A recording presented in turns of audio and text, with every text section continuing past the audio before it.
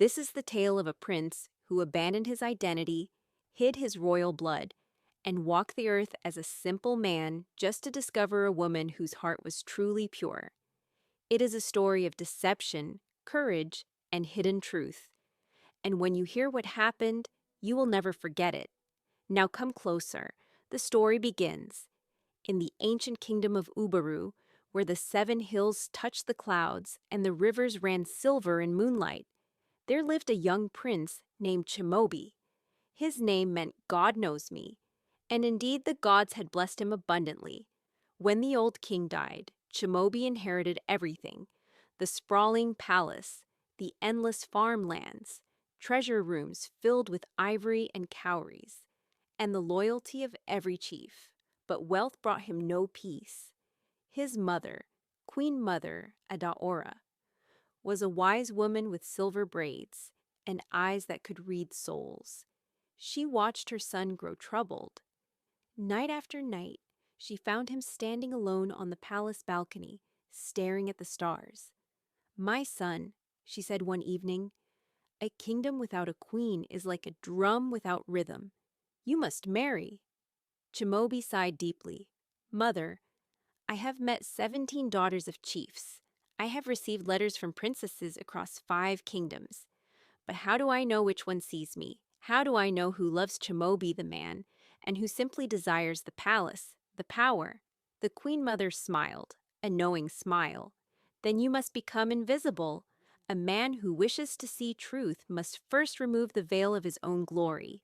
By dawn, Chimobi had made his decision, a decision so bold that even his mother was shocked. He would disguise himself as a poor man and travel far from Uburu until he found a woman whose heart was pure, whose kindness needed no reward. "I will take Odogwu," he said. Odogwu was his personal assistant, a tall, broad-shouldered man with unwavering loyalty. When Chimobi explained his plan, Odogwu's eyes widened, then crinkled with amusement. "So I, a servant, will pretend to be a wealthy master, while you, a prince, will pretend to be a nobody?" He laughed. "This will be the greatest performance of our lives." They left at dawn 3 days later, slipping out through the servants' gate. Chimobi wore torn clothes that smelled of wood smoke and old sweat. His feet were bare except for dusty, worn-out sandal. He rubbed dirt on his face and arms, making himself look like a man who had traveled far without rest. Odogwu wore Chimobi's finest wrapper, deep indigo cloth with gold threading. Coral beads hung around his neck. "Remember," Chimobi whispered, "you are now Master Odogwu, wealthy trader. I am simply Chidi, your poor servant." The journey was harder than Chimobi expected. His soft palace feet blistered on the rough roads. Hunger gnawed at his belly. He slept on hard ground.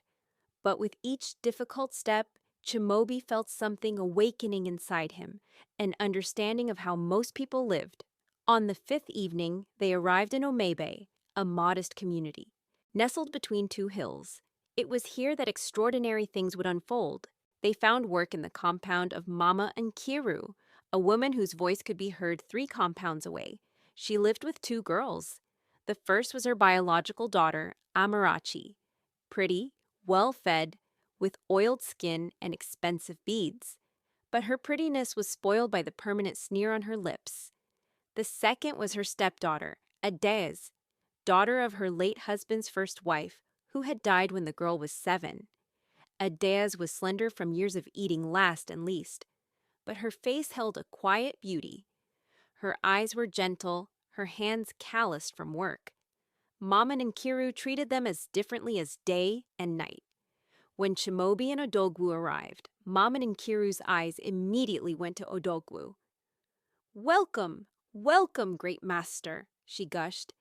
"Amarachi, bring our guest fresh palm wine." Then her gaze fell on Chimobi, dusty and ragged, her face twisted in disgust. "And you? What can you do here?" "I can work, madam," Chimobi said humbly. "I can fetch water, sweep compounds." Yes, we need extra hands for the dirty work," she interrupted dismissively. "You'll sleep behind the kitchen. Don't expect much food." Over the following days, Chimobi lived like he had never lived before. He woke before dawn to draw water from the stream. Heavy clay pots balanced on his head. He swept the compound with a palm frond broom until his hands blistered. He helped harvest cassava in the hot sun. And through it all, Mama Nkiru barked orders. "Faster, you lazy boy! Did I ask you to rest? You eat too much for someone who does so little." Meanwhile, Adaeze worked beside him, always working, always moving, always silent. She fetched water before he woke. She cooked meals she barely ate. And whenever Mama Nkiru's insults came, she simply bowed her head and continued working. But she was kind to Chimobi. When he didn't know where the firewood was stored, she showed him quietly. When he struggled to balance the water pot, she adjusted it on his head with gentle hands. When he sat exhausted, she brought him water without being asked. "You don't have to," he said once, surprised. She smiled, that rare, beautiful smile. "We are both just trying to survive. Why should I make your life harder?" Chimobi watched her carefully. He watched how she treated the compound children with tenderness. He watched how she shared her small portion of food with the old man who begged at the gate.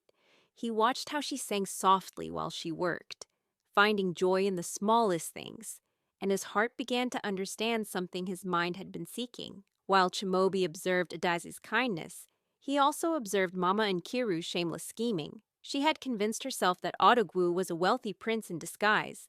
Every day she threw her daughter Amarachi at him. "Amarachi, take this special stew to Master Odogwu." "Amarachi, wear your best wrapper. The master is watching."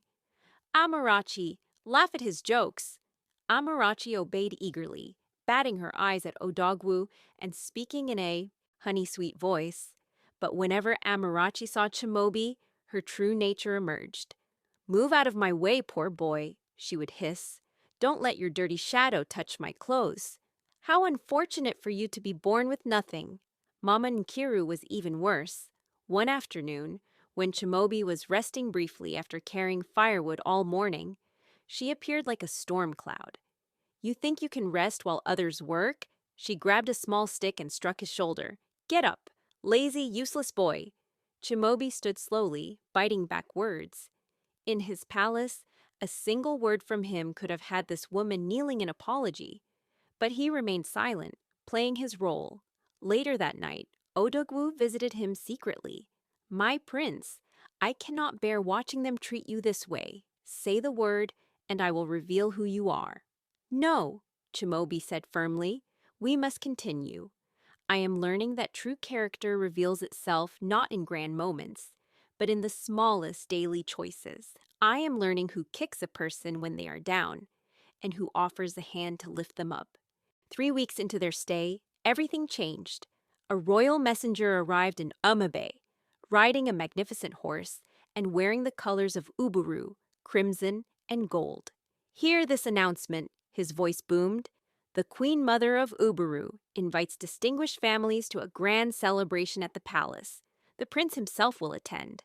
Only those with special invitations may enter." The messenger approached Odogwu and handed him a sealed invitation.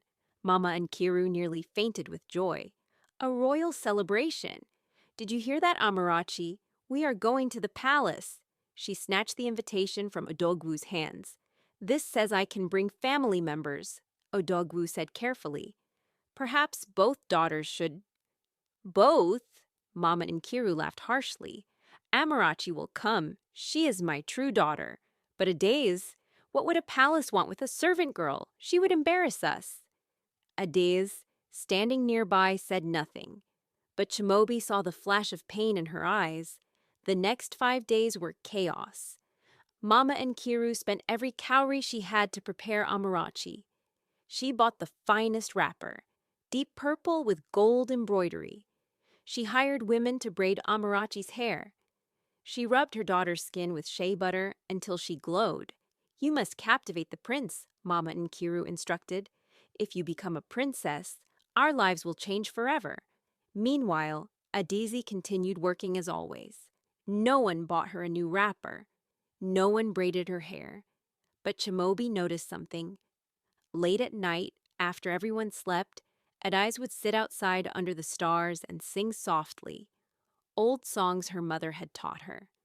Her voice was like water over river stones, pure and sorrowful and beautiful. And he knew, with absolute certainty, that he had found what he was searching for. 2 nights before the celebration, Chimobi approached Adaeze as she fetched water at the stream in the moonlight. "Adaeze," he said softly. She turned, surprised. "Chidi, you should be sleeping." "I wanted to ask you something.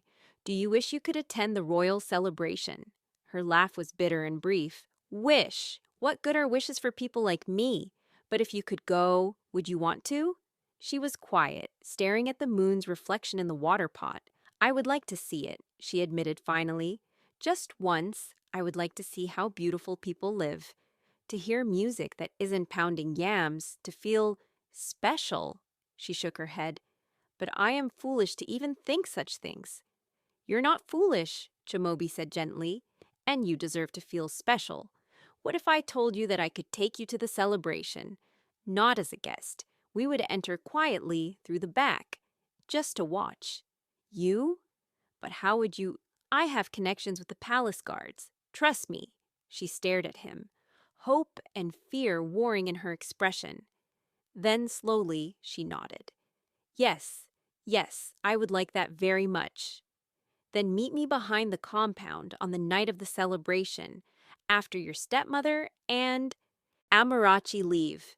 The night arrived. Mama Nkiru and Amarachi left in borrowed finery. Amarachi looked like she was glowing from within, drunk on dreams of becoming a princess. When they were gone, Adaeze ran to the back of the compound where Chimobi waited. "I have nothing beautiful to wear," she said anxiously. "You're already beautiful," Chimobi said. "But here?" He handed her a clean wrapper, plain but new. "It's simple, but it's yours." Her eyes filled with tears. "You bought this? For me? No one has ever bought me a new wrapper." They traveled through the forest paths. When they reached the palace gates, he spoke quietly to the guards. "Let us pass." The guards, recognizing their prince despite his disguise, bowed and opened the gates. He led her through a side entrance into the grand hall, and Adaeze stopped breathing. Hundreds of oil lamps hung from the ceiling like captured stars. Musicians played drums and flutes. Nobles danced in wrappers that shimmered with gold thread. Long tables overflowed with food, mounds of jollof rice, roasted goat meat, fried plantains, palm wine flowing like rivers. "It's like stepping into the spirit world," Adaeze whispered. They stood in the shadows near the back, watching. Adaeze swayed slightly to the music, a smile spreading across her face. Genuine joy that needed no riches to exist. Chimobi watched her instead of the celebration. But their peace didn't last long. Amarachi spotted her first. "You!" she shrieked across the hall. "What are you doing here?" The music stopped. Dancers froze. Hundreds of eyes turned toward the back of the hall. Amarachi pushed through the crowd, her face twisted with rage. "How dare you come here?" she screamed, grabbing Adaeze's arm roughly. "Look at you, in your ugly wrapper. You're embarrassing our family." Mama Nkiru rushed over, her face purple with anger. "You're jealous. You sneaked in here like a thief." "I'm not—" Adaeze tried to speak, but Amarachi slapped her. The sound echoed through the silent hall. "Don't you dare speak," Amarachi hissed. "You are nothing. You don't belong here with decent people." Tears streamed down Adaeze's face as Amarachi dragged her toward the exit. "Somebody remove this dirty girl," Mama Nkiru commanded. "She probably came here to steal." Chimobi's fists clenched. He was about to break his disguise when the Queen Mother stood from her throne. "Enough!" her voice commanded, and everyone froze. She looked toward a doorway and nodded once. From the doorway emerged Prince Chimobi, but not the poor boy they had seen in Mama Nkiru's compound. This was Chimobi in full royal glory, a crown of coral beads and gold on his head, a crimson wrapper with the royal python emblem, cowrie shell necklaces that marked him as king-in-waiting. Behind him walked Odogwu, now dressed as a servant, bowing respectfully. The crowd gasped. Amarachi's mouth hung open. Mama Nkiru's face went gray. Adaeze stared at the prince, then turned to look for Chidi. But Chidi was nowhere to be seen, because Chidi and Prince Chimobi were the same person. The prince walked straight to where Amarachi still held Adaeze's arm. "Release her," he said quietly, but his voice carried authority that made Amarachi's hand drop instantly. He stood before Adaeze, who looked at him with dawning recognition and shock. "You," she whispered, "you were—" "Yes," he said gently, "I was Chidi. I am Chimobi. Both names are true. Both people are me." Then he turned to address the entire hall. "I came to Omebe disguised as a poor man because I wanted to see people's true hearts. Wealth blinds people. Power corrupts vision. I needed to see who would show kindness to someone with nothing, who would kick someone already fallen." He looked at Mama Nkiru. "You saw a rich man in fine clothes, and you fawned over him. You treated him like royalty, not because he deserved it, but because you wanted something from him." His gaze moved to Amarachi. "You spoke sweetly to the man you thought was wealthy, but to the man you thought was poor, you showed nothing but contempt. You judged worth by what someone owned, rather than who they were." Then Chimobi turned to Adaeze, and his voice softened. "But you, Adaeze, treated everyone the same. You showed kindness to the poor worker, because kindness is who you are. You shared your water, your advice, your gentleness, even when you had nothing to gain. You never asked where I came from. You never cared what I owned. You saw me, the person, and that was enough." He took her hand, and she trembled. "Character is the true measure of royalty. A crown can be worn by anyone, but a pure heart, that is rare. That is precious." He knelt before Adaeze, a prince kneeling before a servant girl, and the entire hall gasped. "Adaeze, daughter of Omebe, I choose you. Will you consent to be my wife? Will you stand beside me as Queen of Uburu?" For a long moment, Adaeze couldn't speak. Then she looked down at Chimobi and saw both the prince and the poor worker, both truths existing in one person. "Yes," she whispered. Then stronger, "Yes, I will." The hall erupted in cheers and applause. The Queen Mother descended from her throne and embraced Adaeze. "Welcome, my daughter. You have carried a queen's heart in a servant's body for years." Meanwhile, Mama Nkiru and Amarachi tried to slip away, but Chimobi's voice stopped them. "Wait, I will not punish you, but you will leave this celebration now, and you will remember this night every time you are tempted to judge someone by their clothing rather than their character." They fled from the hall, shame following them like a shadow. The wedding celebration lasted 7 days and 7 nights. Drums echoed across the 7 hills of Uburu. Every compound received food and palm wine. And Adaeze, once treated like dust, was crowned Queen of Uburu. But more importantly, she remained who she had always been, kind, humble, and genuine. She used her new position to help others who suffered as she had suffered. She created laws protecting servants from abuse. She opened the palace doors to the poor and the forgotten. And whenever someone tried to judge another person by their appearance or wealth, the people of Uburu would tell this story. Remember the hidden prince of Uburu. Remember that riches do not make a good heart. Remember that true character reveals itself even when no one is watching, especially when no one is watching. A crown, they would say, is not worn on the head alone, but in the heart. And so the story was told for generations, reminding them that the truest royalty is found not in palaces, but in the choices we make when we think no one important is watching. For the gods see all, and character, in the end, is the only crown that matters. May this story be remembered. May its lesson be carried forward. May we all seek to be like Adaeze, kind even when life is cruel, generous even when we have little, and loving even when love seems impossible.